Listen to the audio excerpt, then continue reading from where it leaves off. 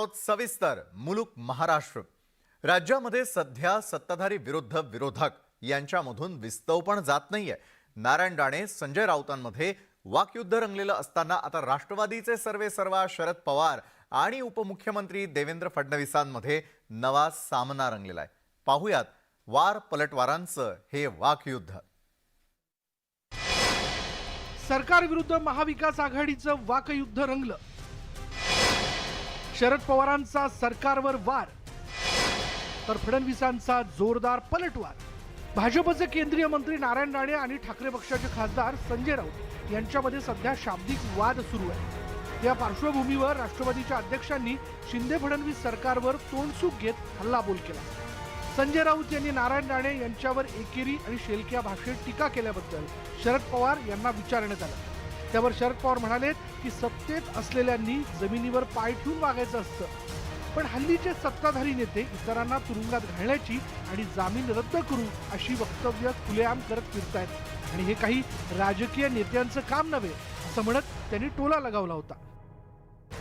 सत्ता हातात असायच्यानंतर जमिनीला पाय ठेवून वागायचं असते, पण जे अधिकारी असतो ती सत्ता ज्यांच्या हातात आहे त्यांची अशा प्रकारची विधानं यांना तुरुंगात घ्यावी, यांचा जामीन रद्द केली वगैरे वगैरे हे काही राजकीय नेत्यांचं खरं काम नाही।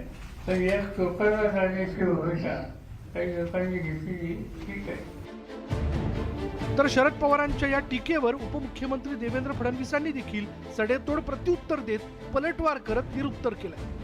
आम्हाला आमची जमीन माहिती आहे, तसंच आम्ही जमिनीवर चालणारे लोक आहोत, त्यामुळे जमिनीवरच्या लोकांशी आमचा चांगला संपर्क असून उलट नेमका हवेत कोण आहे याची तपासणी त्यांनी केली पाहिजे असा सल्ला फडणवीसांनी शरद पवारांना दिलाय।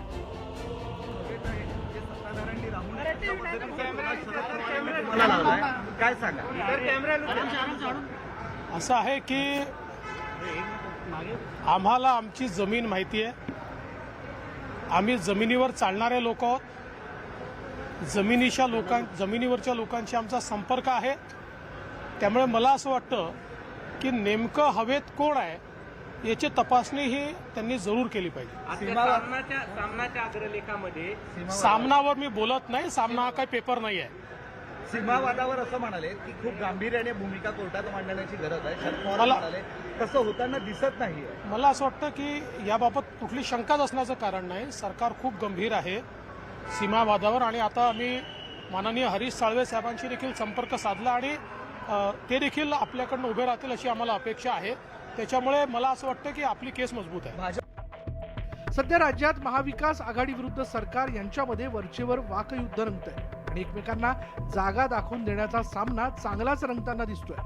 मात्र यात जनतेचे प्रश्न देखील मार्गी लावावेत हीच सर्वसामान्य जनतेची अपेक्षा आहे। Bureau report, news 18 Lokmat.